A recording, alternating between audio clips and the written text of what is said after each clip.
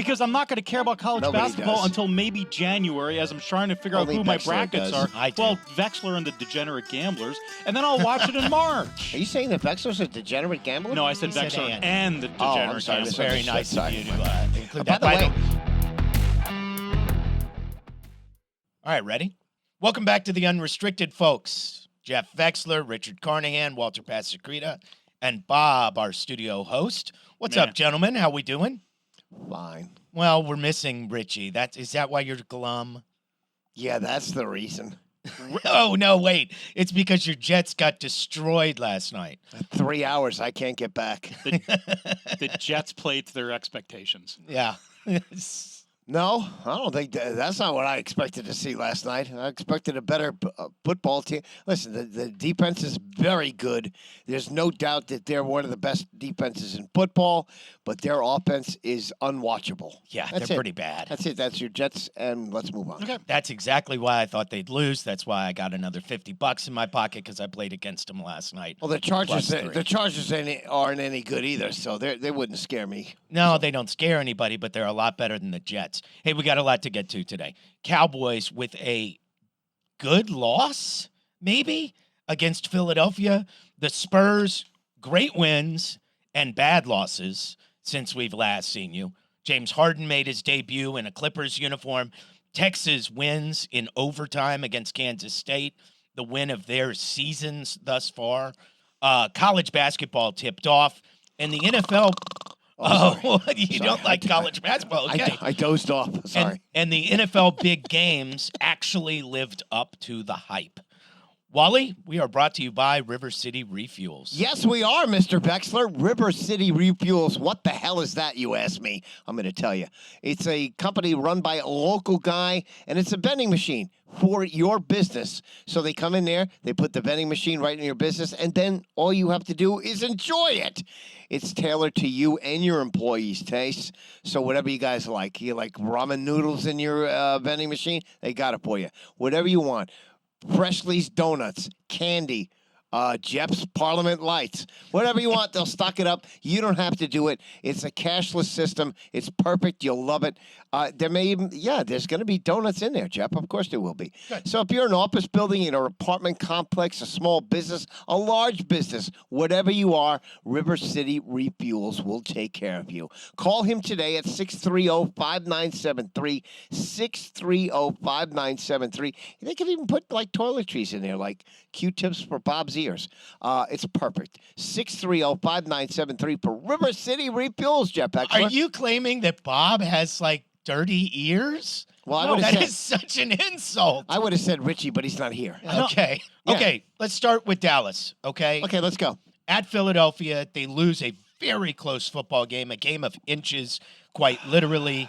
Is it what you call a good loss? No, there's no good losses in the NFL. You only have a certain amount of these games. But this is a typical Cowboys loss. This is how they always lose football games, whether it's a clock management problem, the quarterback makes a mistake, one of those things, and it's the same problem time after time after time. They've had red zone issues the entire season. I just don't see it that way at all, Walter. Well, you don't have to see it that way. I'm telling. That's why I'm here to point it out.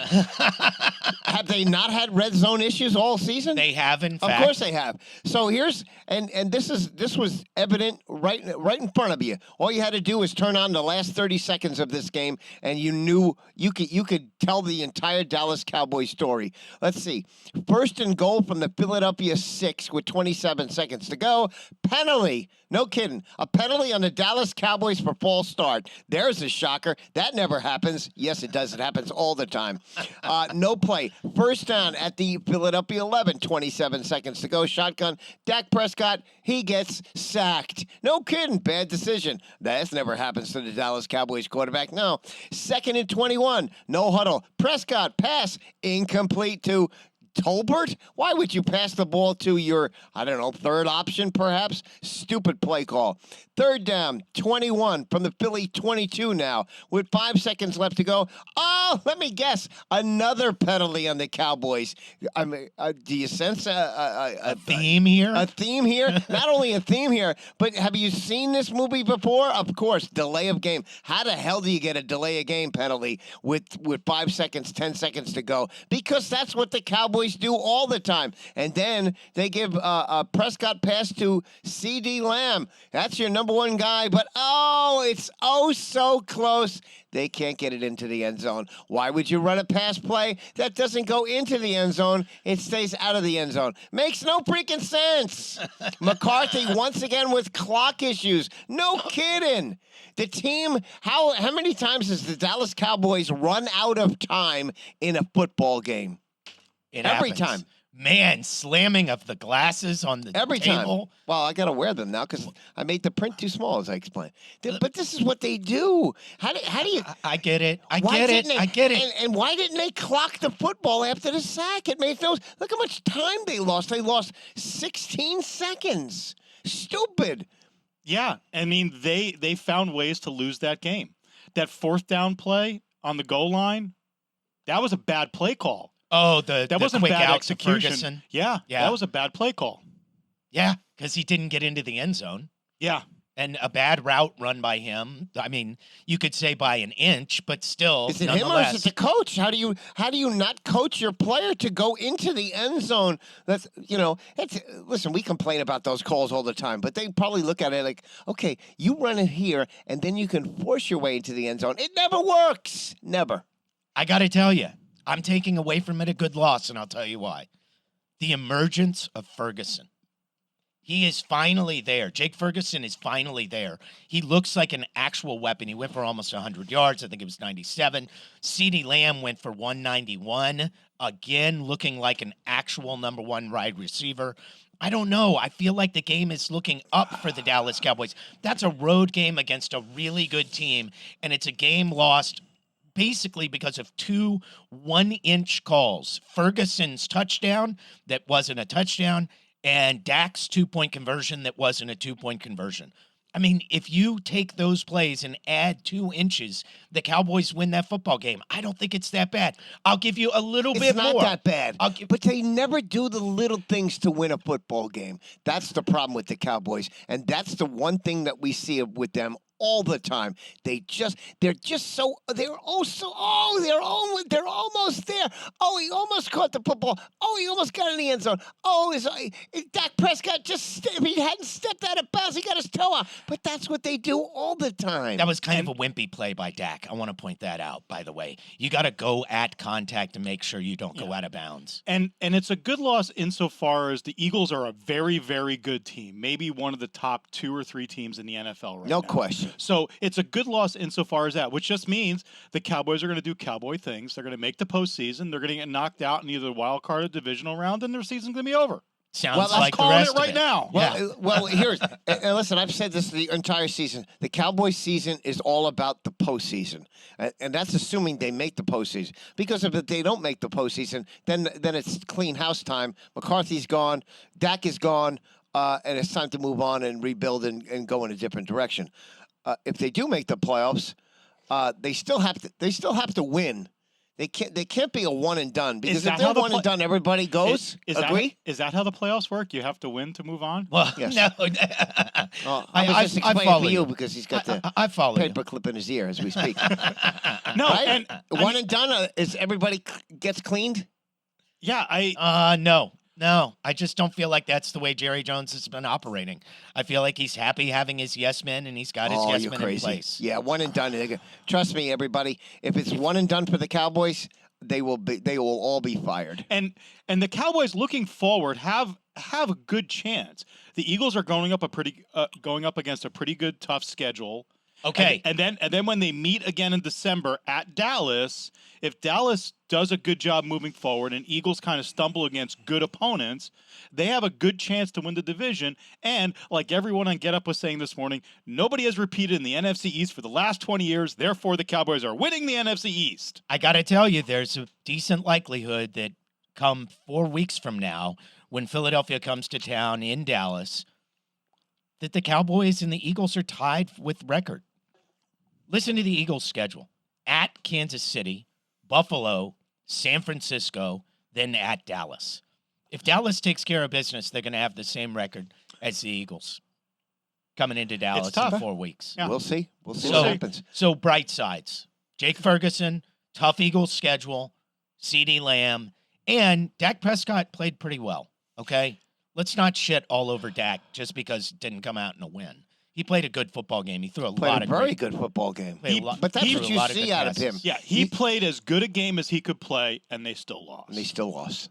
Spurs have had great wins. Wait, and before you get to the whoops. Before you get to the Spurs, when you watched, if you watched the Houston Texans game, and Oh God, way C.J. they- Stroud. and the way they finished the game and won their game was such an example for the Cowboys to follow. It was unbelievable. You got Stroud goes to Dalton Schultz with 14 yards, and then they call a timeout because they have timeouts left. It was a beautiful 2-minute drill. Yes, it In, wasn't in even less than a minute, It right? was. It was 46 seconds. Yeah. 46 seconds to go on their own 25 with 2 timeouts. Dalton to Schultz makes the first catch, 14 yards. Then he goes back to Schultz for 6 yards. Timeout number 2. CJ to Noah Brown to the Bucks 41-yard line. They just did everything just crisp. It was. Attention to detail, all of those things, getting out of bounds when they're supposed to, and that's the difference. And I'm not saying the Texans are better than the Cowboys, but the Cowboys don't seem to get out of bounds when you're supposed to. They get out of bounds when you're not supposed to. They just don't. Their attention to detail of the Cowboys is lacking, and that's going to be a big problem for them until they get a new regime in there. To your point, that C.J. Stroud drive was an absolute thing of beauty. It really was. And to Yeah. get that win the way they got it, look, the Texans are kind of real. Like, and Kind of real. They'll here's be a what playoff team at this point. Yeah, here's what kind of real means. They're in a bad division that they still have a chance of winning. Yeah, and 470 yards, 5 touchdowns, no interceptions. No rookie's ever done it. Yeah, what I see, 470 passing yards, most passing yards by a rookie in a game in NFL history.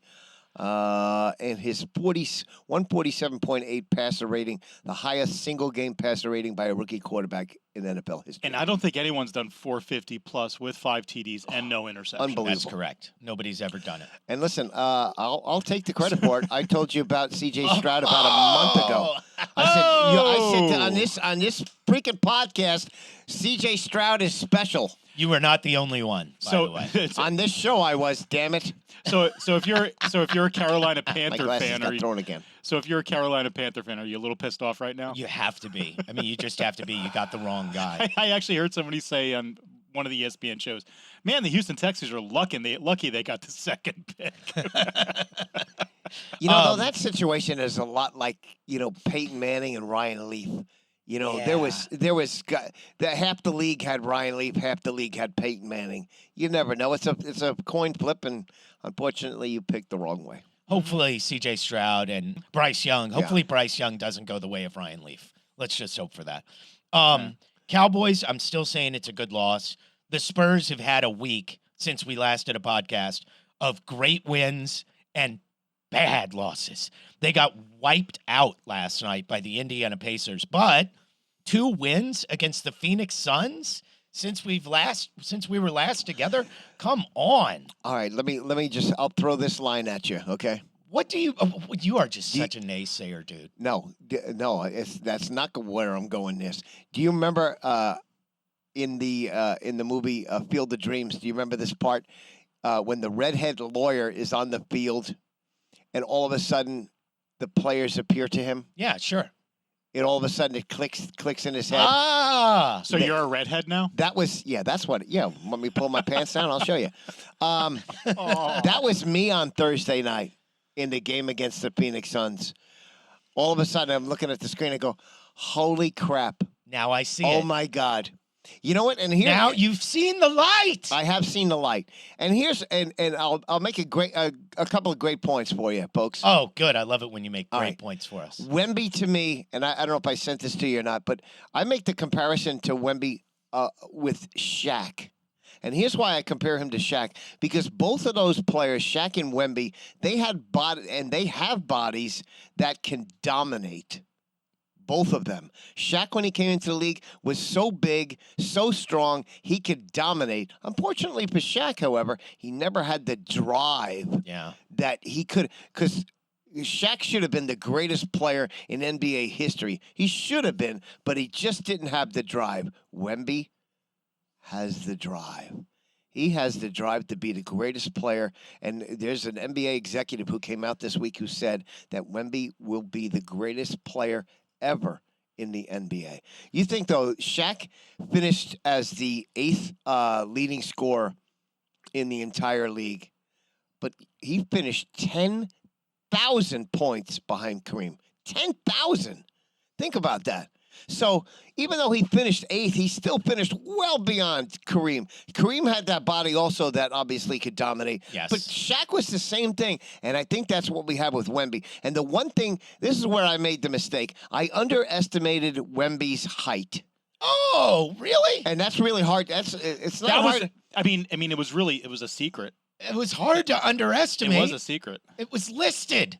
I understand that, and I'm not saying I didn't realize he was 7'4". It wasn't about that. It's about the fact that he can dominate with his size, like we haven't seen a player. And again, it goes back to what I said originally about him: is that his drive. His drive is his biggest thing that he has going, and I'm sure that's the one thing that attracted all the Spurs brass and everything to him in the first place. Son of His a bitch complete drive. competes. Son of a bitch really competes. That He was wants to be the greatest player ever. Remember, that was what I told you last week was my favorite part about Wemby, other than, the obvious that you watch, which is the fluidity of movement for a guy his size.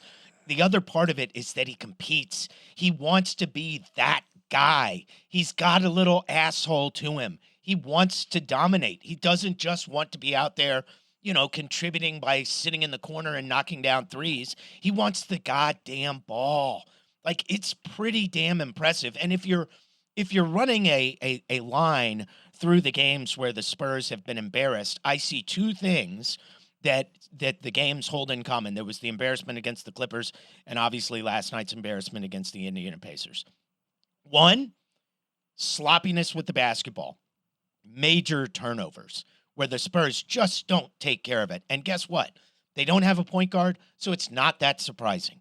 Secondly, they don't seem to use Wemby as their flywheel on the offensive end. What does that mean?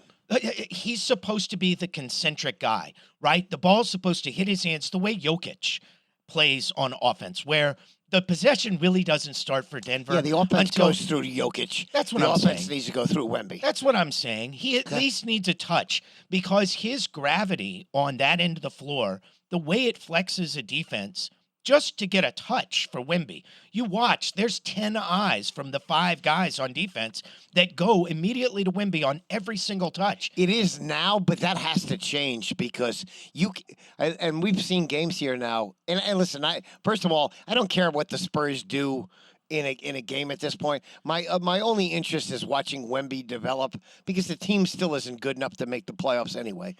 But the one thing is I want to see Wemby, what he does, and he's like the point guard in the middle of the floor, and you can't double team him because he's so freaking big. What is double teaming going to do? Well, he's going to pass over it every single time if he needs to, Yes, and if he wants to shoot over double it. teaming him. I think they'll stop doing that, and they'll just because he's going to be a guy that's going to get his.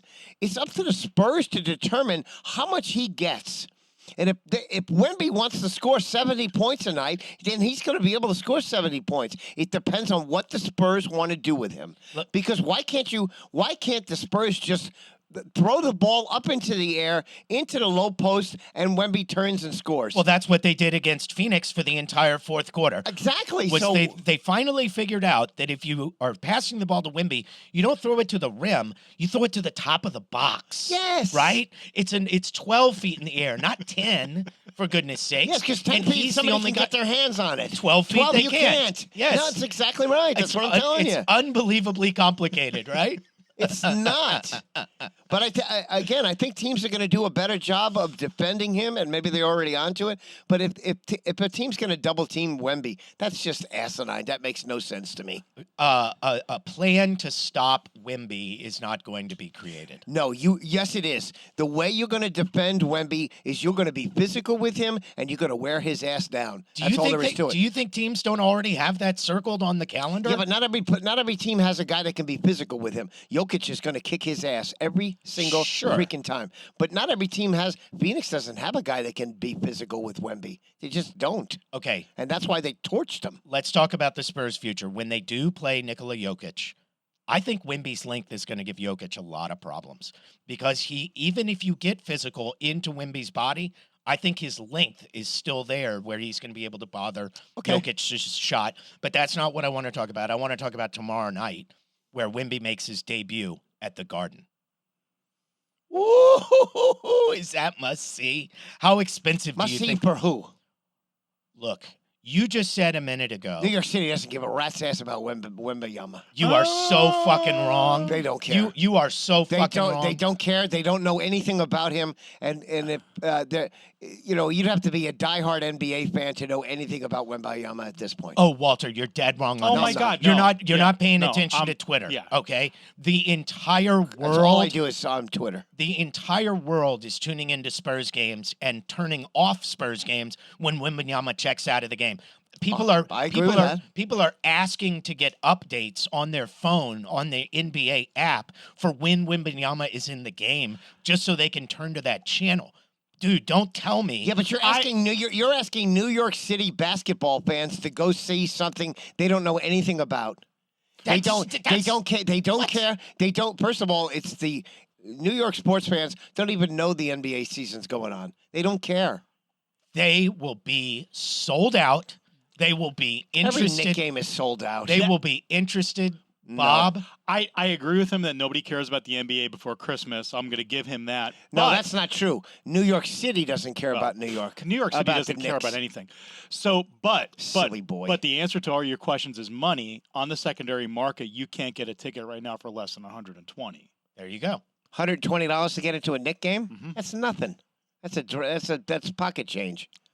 What are you kidding? The Spurs charged more for opening night. Was $149 to get into the game. No, it to wasn't. 50. And Yes, then it went it down was. to I went to 50. opening game for $52. Yeah, that was on the secondary market. The Spurs. No, it wasn't. Yes, it was. It was Ticketmaster, brother. That's second.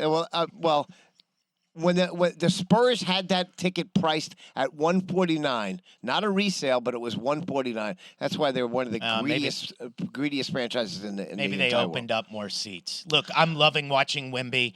Let me ask you a quick question before we move to the next topic. If I gave you an over-under 71 points, David Robinson's number, in his career, what would you give me for Victor Wembanyama? Will he reach 71 points at some point in his career? Yes. Will he go for 71? Sure, why not? Okay. All right. Why Bob? Yes. I think the better question is how long does it take him to get to there? Okay. Fair enough. What we're seeing from Wemby is that when he starts to dominate, he dominates in spurts, doesn't he? He'll go 4-minute stretches where he puts up 12 points, 15 points. This is what we're seeing from him. If he's going to have a game that goes 4 quarters like that, yeah, he's going to go for 71. He's a baby, 7 games into his NBA career, and admittedly, there's not much of a supporting cast around him, but he leads the Spurs in scoring, rebounds, steals, and blocks. Are you not entertained? And with that all being said, I'm going to call out Greg Popovich as being full of crap. And we lost our media pass again. He talked to the media and said that he fell asleep during the ping pong ball game at the NBA draft. That's such bullshit. Are you kidding me? Greg Popovich fell asleep you have a chance to get this kid, and they knew more about him than all of us knew about him. And you're going to sit there and tell me that you fell asleep, and then you got told, hey, Pop, you got the #1 pick. Okay, that's great. I'm going back to sleep. You've got to be kidding me. What human being on this planet would fall asleep after being told, hey, you just won the freaking Powerball? I'm going to take a nap. See you later. Because I don't Are you believe. kidding me? I don't Pop, believe Pop. you're full of shit. because Yeah, I said it. because the Spurs had already gotten the communique from the NBA front office that they were getting the pick. The fix was in. That's the only way that happens. Real quickly before we move to more big news, James Harden made his debut last night. Yeah. Had 17 points in a loss to the Knicks. He was a minus 18 in his time on the floor. We're going Cancer. to see how that goes. for the Cancer. No LA one's Clippers. surprised. Cancer. And Texas. once again, the Clippers paid way too much. Yes, they did. Texas won an amazing football game against Kansas State on Saturday. Were you guys glued to that thing as I was? No. No. No, really? I was busy working, so I didn't see it It was until later on. one of the best football games I've watched this season. In a weird way, it's an even bigger win than the Alabama win. They got it done in overtime, and wow, Kansas State Oh my. going for it. What? Well, no. I mean, talking about big games or great games. What about that Washington USC game? Also a great Oh game. my God. All right, so let's start here with the who do you think is in? Let's go back to the question everybody's talking about. Who's in the Final Four? Okay, All right, this so, is go ahead. really difficult. Okay. No, it's not. Yes, it is. Ohio State currently, and the new poll comes out today, right? Ohio State was #1. They got Michigan State, Minnesota, Michigan left, and the Big Ten winner, I think we can all agree, is in. Yes, that's right. Okay. But that's one of two. That's either Michigan Or you're- Ohio State. or Ohio State, and I Right. know you're going to name Michigan as one of the four here in a second. No, not necessarily. It's either Okay. Ohio State or Michigan. I don't think it'll be both. Well, your top four is Ohio State, Georgia, Michigan, Florida State. Okay. Right? It's that simple at this point. But Right, but who's in the question of who this Final Four is? And I don't think, in my heart of hearts, I don't think they're going to do anything with Michigan and Jim Harbaugh before the end of the season. So I'm not going to take any of that nonsense. Yeah. And listen, they may have cheated, they may not have cheated. I don't know. I don't care. I And don't think it'll bear fruits this season. No, I I don't think so either. I actually disagree with both of you. Really? I think it's coming. I think the Big Ten is going to do something, and then he's going to appeal it. So it's going to end up being a non-issue, but the Big Ten is going to do something. Yeah, they may do something, but it won't happen in this season. let me all right, let me say something real quick before you go back Go to ahead. what you're talking about. All right. Texas was not helped by the OU loss this weekend. No. I know that all Longhorn fans love it when the Sooners lose, but when they lost Bedlam at Oklahoma State, that was not good for the Texas Longhorns. Bad resume. Bad resume. Go ahead, Wally. All right, I'm going to disagree with that point, but let's move on. Let's get them in order here. Georgia, #2. They beat #12 Missouri. They got #10 Ole Miss left, along with at Tennessee and at Georgia Tech.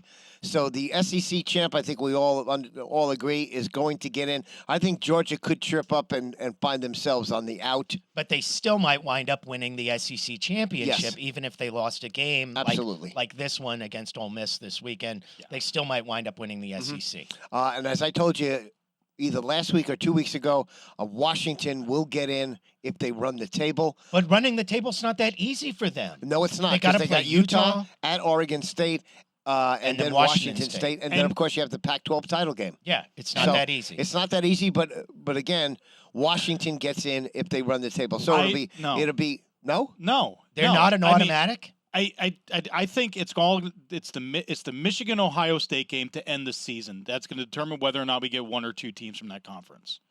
If that game is close, it goes into overtime. I think both of those teams deserve to go in. Wow, so you do not think Washington's an automatic in, a Pac-12 winner?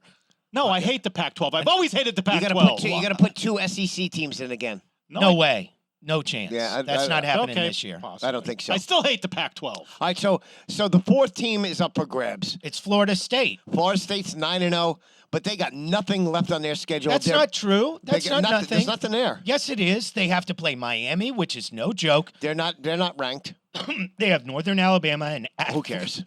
And excuse me, They might as well be playing UIW. and at Florida, which is always an interesting game. That's a rivalry game. Yes, obviously. those are games that Florida State could lose, but they're not. They're by winning those games, is it going to help them? No, but I think they're in if they go undefeated. You don't? I don't. Really? I don't. Well, then And here's okay. who I think they could. Here's who could go if they run the table, and that would be the University of Texas. Now you're coming around to where I've been. I think they could. They got to beat TCU on the road. And listen, this is not going to be easy for them, and they can easily trip up. I can definitely see Texas losing, but at this point, if they run the table, they beat TCU on the road, and they win at Iowa State, and they beat Texas Tech in Austin. And then you probably got Oklahoma State probably in the Big 12 title game. They win all of those. I think they get in. Welcome to my corner, Walter. Really? I've been sitting here for 4 weeks telling you that I think Texas is going to the college football playoffs, and now you're finally here. Texas, I mean, no, I don't think so. I don't think they're going to make the playoffs. So I disagree with you. Yeah, What? I mean, They can. Did you not just say that? No, I did not. I said they will get in if they run the table. They're not going to run the table. Oh, that's what you're I saying. don't think they get in necessarily if they run the table. You have to have Florida State or Washington trip up. One of those two teams is going to have to lose. And Washington in their last 3 games are playing 2 ranked teams. So if they win out, that's an impressive ass resume. Yeah, they're in if they win out. Florida State, okay, they win out. They're not playing anybody except a rivalry team. I just don't see them putting in a 1-loss Texas team over an undefeated Florida State. I don't see that happening. We'll see about that. But it's going to get look, this is the nut cutting here in the college football Good stuff. schedule. This is when it gets exciting. Yeah, no question about it. Interesting stuff. Go ahead. No, Okay. you go ahead. Aggies lose again. Texas A&M under Jimbo Fisher, one of the biggest failures in college football in recent history. Yeah, it is. So it absolutely is. Did either of you guys watch SEC Shorts on YouTube? I've seen them, sure. So this week, one of the scenes in their this week's video was A&M holding out, asking for donations for their buy out the coach fund. Yeah, well, hilarious. Jeff Traylor's waiting. Yeah. At least I hope he is. In their last 18 games against Power 5 teams, the Aggies are 6-12. Ooh, that's not good. Speaking of UTSA, they won a game. No surprise. They're 5-0 in the conference. They got a very beatable Rice game this Saturday at the Dome, followed by a very beatable South Florida team again at the Dome. It'll all come down to a battle at Tulane on Black Friday, which should be it'll be for a spot in the conference title game. It was announced yesterday that game will be played on ABC at 2:30 in the afternoon on Black Friday. That's you awesome.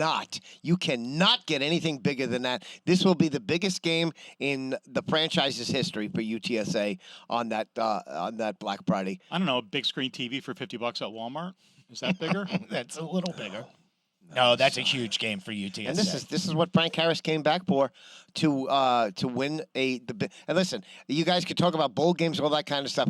I don't care about bowl games because the UTSA bowl game, who cares? They could play. No, I know what you're saying. You could play Boston College. Now, playing Boston College up at Fenway Park would be pretty cool because you're playing at Fenway Park. Beating Boston College, who gives a rat's ass, really? It doesn't necessarily help you in the recruiting in the Boston area, does it? Yes, winning this game against Tulane and then winning the conference title game, that's what your season is about, not beating Boston College at some Fenway Park bowl game. Texas State, too, by the way. You got 2 teams here in UTSA and Texas State are just on an unbelievable roll, and no surprise that J.G. Kinney is doing a great job at Texas State. They're 6-3. They're bowl eligible again. But we've seen with Texas State before, they become bowl eligible. And unfortunately, they don't get an invitation. They need to keep winning.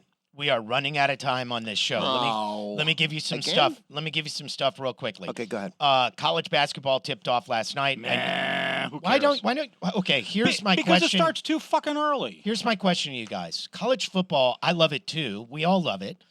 It's not as good of a sport as college basketball is, and yet it's not. You're crazy. No, the sport itself is run so poorly. There's not the great matchups. There's not the great end-of-season tournament. The NCAA basketball tournament is as good as it gets. Yes, but that's all it is. And that's the reason why I don't care about college basketball in November.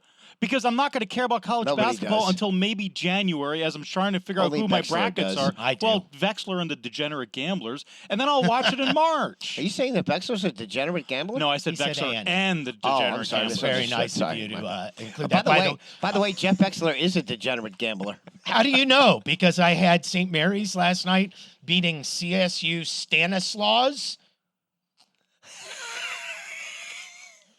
Do you know what the final score of that game was? Let's see, 125 to 43. You are so fucking close. 107 to 28. 107-28. St. Jeez. Mary's over CSU Stanislaus. Why don't you just watch a WNBA game while you're at it? Stanislaus. I'm sorry. So- that was, Santa Claus. why do I got to so put a shot in like that? Talking about St. Mary's, did you see a different St. Mary's? The one in California. That's the one I'm talking about. St. Mary's of California. Well, their women's basketball team Okay. was up by 22, 52 to 30, and then lost. Oh my God. Other That's two hard went to on a do. 22-0 run. Yeah. Their men's the team. Grand I'm Canyon 107, Antelopes. 28. Anyway, I'm sorry. Can I just say something? Who the cares? Okay. Fair enough. All right. Get us out of here, Wally. That's it. We're done. No, get us out of here. Give me your quick takes. Oh, you want quick takes now? Oh Yeah. my God! Now I got to find them. Hold on. Let me see if I have any today. I had so much. Okay. I'll give you. What happened to my stuff? All right. Never mind. Bill Belichick coaching tree has died. By the way. it's always dead. been Breaking dead. It news. was dead to start with. Josh McDaniels gets fired. The players absolutely hated him. Think about this. Listen to this group of folks. Romeo Cornell, 32 and 63, no playoffs. Eric Mangini, he shouldn't have been fired by the Jets, but he was 23-25. Matt Patricia, 13 and 29 and 1. Jim Schwartz, 29 and Yeah. 51. Joe Judge, 10 and 23. Bill O'Brien, he was pretty successful, 52 and 48. Brian Flores, 24 and 25. Brian Daboll, he looks pretty good right now, 11, 13 and 1. Nick Saban, 15 and 17. Oops, that tree's dead. Bill Belichick, best coach on the field ever. Not the best coach in the NFL. There's a lot of Ever. reports that he could get fired during the season. Oh, he's I not am- getting I'm- Not a fired. chance. Not No a chance. chance. Not No, a chance. I'm with you. That'd be one of the biggest shocks ever. Is that all you got for your hot takes? That's it. All right, Wow. That's man. all I got, man. Tell them about River City Refuels then. You know, I thought there was something else I had to tell you. Oh, good. Let's just wait while you think Can't of it. remember. Oh my God. Yeah, Yeah, tea time today at noon. Me and the boy, we're gonna try to you're gonna have to get remember a where better you're him going. a better apparently. schedule, better score this time around. Yeah, so you guys think don't you can make put fun up of a him. 111 again? That's so mad. You know what? Here's the thing. Here, I'll go to this. I'll go this way. So there's in high school golf, and I wasn't. I never. I didn't play high school sports. No kidding, Wally. Uh-huh. But high school golfing is really bizarre on this level because they don't do anything. Like they What do you mean they don't do anything? they don't do anything. Like the coach on the high school level doesn't do anything with the kids because they don't want to get in the way of the kids' coach. Yeah, the kids. Yeah. So they don't do anything Their with the swing kids. coach. So unless they're playing in a tournament, they're in the class and they don't do anything. Yeah, That's a good job. Zero. That's a great good job. job for some extra money. I think a lot of people have noticed that over the years. A lot of golf coaches who don't give a shit. I mean, our golf. I think my son's golf coach cares and all that kind of stuff, but they don't do anything with the kids if there isn't a tournament going on because they don't want to mess with anything the other coach is doing, Yeah. which is insane. That's so I said to my son, I said, why don't you? I said that coach that you have should be showing you. I don't know. Go get the DVD of Tiger Woods' last Masters win on Sunday. Put that on for 45 minutes. The last 45 minutes of that round. Sure. Something along those lines. Put any kind of video. Let them do something. Putt inside the class into a cup. Something for the love of God. Yeah. Teach them how to putt. Teach Yeah. them how to chip. I mean, Something. usually they have swing coaches. They're not necessarily out there putting and chipping and all of that. But anyway. Yeah, it's interesting how it all works out. But anyway, River City Refuels. This is a company that knows what's going on here, folks. He's a local guy, so it's puro San Antonio. That AT&T commercial on the radio drives me crazy. Oh my God. Let's to get the wedding going. Anyway, this guy's a local guy. I don't know. There go my what is ears. he saying? Gosh almighty. He's This is saying it gonna- really loud. Okay, this is going to get cut off. All right. River City Refuels is a local business. It's a vending machine for your business. It's an actual vending machine. That's, the old style vending machines where you pull the knob. What did he just say? Pull the knob. Excuse I don't know me? what the hell he's talking about. Anyway, it's a vending machine, and they actually put things in there that you will buy. So you're not looking at a pack of donuts that was in there from 1970s. No, you get fresh stuff that's tailored to you and your employees' taste, whether it may be especially donuts, maybe it's ramen noodles, maybe it's Q-tips for Bob's ears. Who knows? Whatever you want. Pack a Parliament Lights for $1.25. I don't know, but it's a total cashless system. They stock it. You don't have to do anything. All you do is enjoy it every single day. It's wonderful. Call them up today, 210-630-5973. They'll get an arrangement, bring the machine into your business, office building, apartment complex, whatever it is, 210-630-5973. River City Refuels. Call them today. Like See and y'all. subscribe. Thanks for joining us on The Unrestricted. Like Thank and you. subscribe. Have another donut, Bex. How y'all feel out there? Do you feel good? I said, do you feel good? Come on. The groove feel good when it make you move. Make your next move your best move. I said the groove feel good when it make you move. Make your next move your best move. It feel good, don't it? It feel good. It feel good cause you know it's good.